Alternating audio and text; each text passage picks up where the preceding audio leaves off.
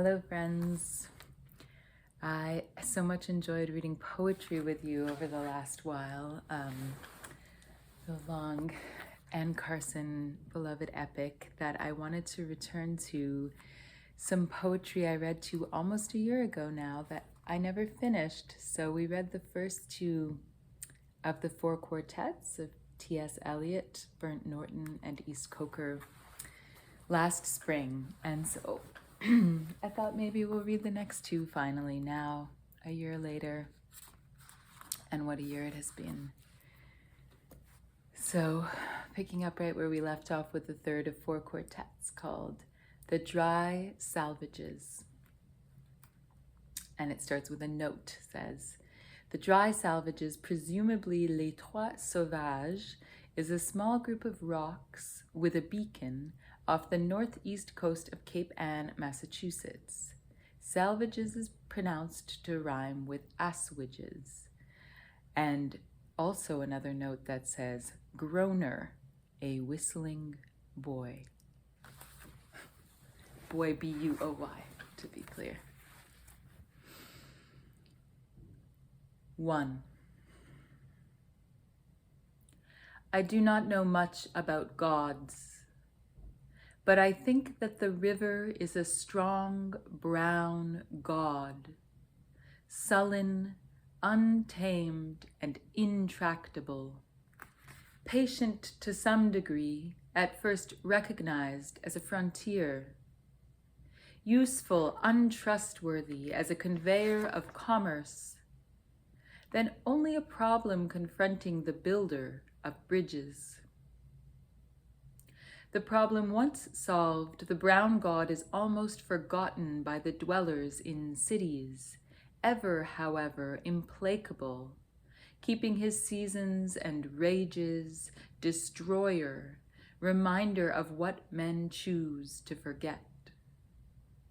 Unhonored, unpropitiated by worshippers of the machine, but waiting, watching, and waiting. His rhythm was present in the nursery bedroom, in the rank ailanthus of the April dooryard, in the smell of grapes on the autumn table, and the evening circle in the winter gaslight. The river is within us. The sea is all about us. The sea is the land's edge also, the granite into which it reaches, the beaches where it tosses its hints of earlier and other creation. The starfish, the horseshoe crab, the whale's backbone, the pools where it offers to our curiosity the more delicate algae and the sea anemone. It tosses up our losses, the torn seine, the shattered lobster pot, the broken oar, and the gear of foreign dead men. The sea has many voices, many gods and many voices. The salt is on the briar rose, the fog is in the fir trees. The sea howl and the sea yelp are different voices, often together heard. The whine in the rigging, the menace and caress of waves that breaks on water, the distant rote in the granite teeth, and the wailing warning from the approaching headland are all sea voices. And the heaving groaner, rounded homewards, and the seagull, and under the oppression of the silent fog, the toiling bell measures time, not our time, rung by the unhurried groundswell, a time older than the time of chronometers, older than time counted by anxious, worried women lying awake, calculating the future, trying to unweave, unwind, unravel, and piece together the past and the future. Between midnight and dawn, when the past is all deception, the future futureless, before the morning watch when time stops and time is never ending, and the ground swell that is and was from the beginning clangs the bell. 2. Where is there an end of it, the soundless wailing, the silent withering of autumn flowers, dropping their petals and remaining motionless? Where is there an end to the drifting wreckage, the prayer of the bone on the beach, the unprayable prayer at the calamitous annunciation? There is no end but addition, the trailing consequence of further days and hours, while emotion takes to itself the emotionless years of living among the breakage of what was believed in as the most reliable, and therefore the fittest for renunciation. There is the final addition, the failing pride or resentment at failing powers, the unattached devotion which might pass for devotionless, in a drifting boat with a slow leakage, the silent listening of the undeniable clamor of the bell at the last annunciation. Where is the end of them, the fishermen sailing into the wind's tail, where the fog cowers? We cannot think of a time that is oceanless, or of an ocean not littered with wastage, or of a future that is not liable, like the past, to have no destination. We have to think of them as forever bailing, setting and hauling, while the northeast lowers over shallow banks unchanging and erosionless, or drawing their money, drawing sails at dockage, not as making a trip that will be unpayable for a haul that will not bear examination. There is no end of it, the voiceless wailing, no end to the withering of withered flowers, to the movement of pain that is painless and motionless, to the drift of sea and the drifting wreckage, the bone's prayer to death its God, only the hardly, barely prayable prayer of the one annunciation. It seems as one becomes older that the past has another pattern and ceases to be a mere sequence or even development, the latter a partial fallacy encouraged by superficial notions of evolution, which becomes in the popular mind a means of disowning the past. The moments of happiness, not the sense of well-being, fruition, fulfillment, security, or affection, or even a very good dinner, but the sudden illumination. We had the experience, but missed the meaning. And approach to the meaning restores the experience in a different form beyond any meaning we can assign to happiness. I have said before that the past experience revived in the meaning is not the experience of life only, but of many generations. Not forgetting something that is probably quite ineffable. The backward look behind the assurance of recorded history. The backward half look over the shoulder towards the primitive terror. Now we come to discover that the moments of agony, whether or not due to misunderstanding, having hoped for the wrong things or dreaded the wrong things, is not in question. And likewise, permanent with such permanence as time has, we appreciate the better in the agony of others nearly experienced involving ourselves than our own.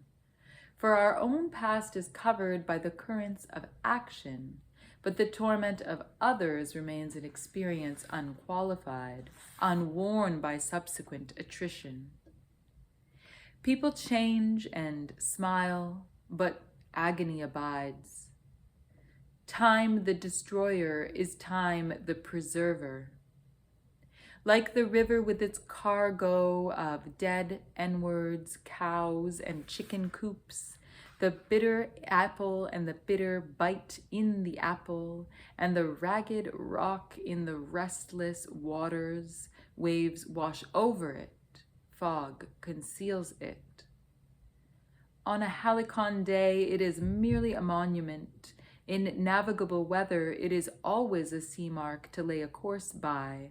But in the somber season or the sudden fury is what it always was.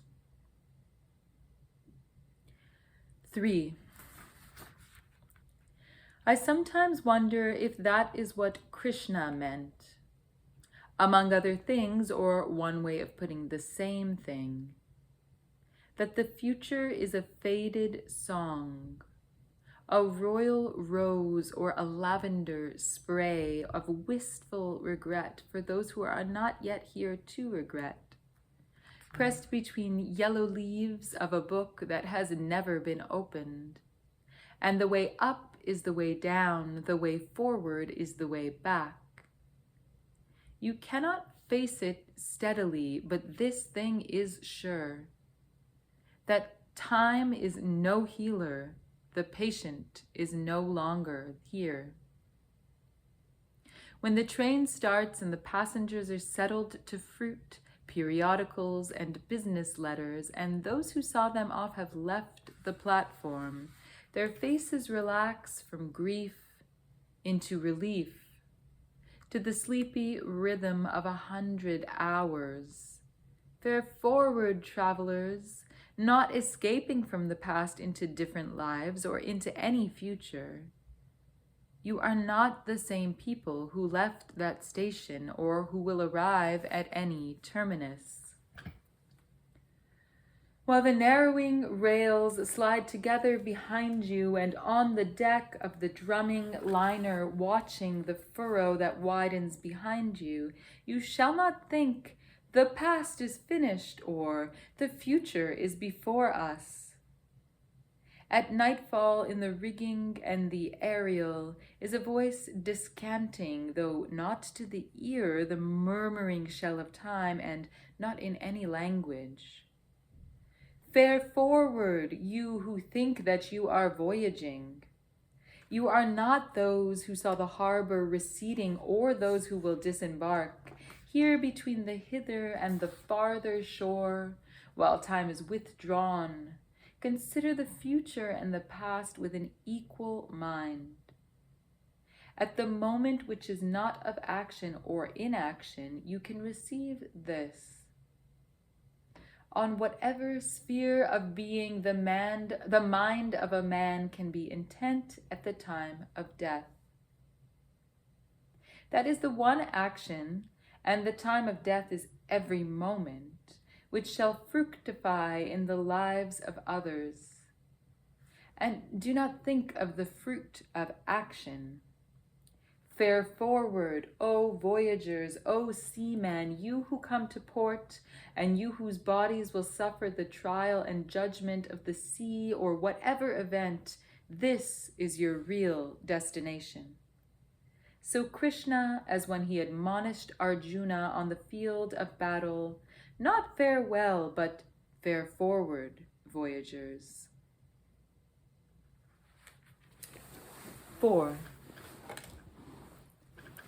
Lady whose shrine stands on the promontory, pray for all those who are in ships, those whose business has to do with fish, and those concerned with every lawful traffic, and those who conduct them. Repeat a prayer also on behalf of women who have seen their sons or husbands setting forth and not returning. Figlia del tu figlio, Queen of Heaven. Also pray for those who were in ships and ended their voyage on the sand, in the sea's lips, or in the dark throat which will not reject them, or wherever cannot reach them the sound of the sea bells, perpetual Angelus. 5.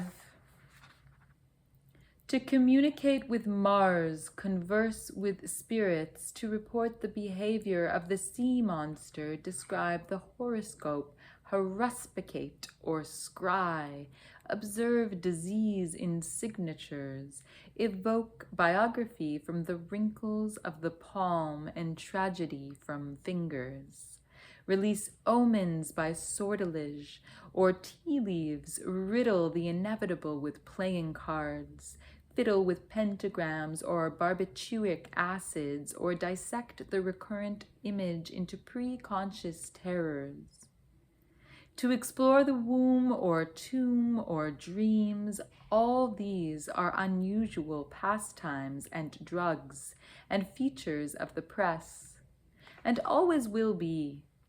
Some of them especially when there is distress of nations and perplexity, whether on the shores of Asia or in the Edgware Road. Men's curiosity searches past and future and clings to that dimension. But to apprehend the point of intersection of the timeless with time is an occupation for the saint.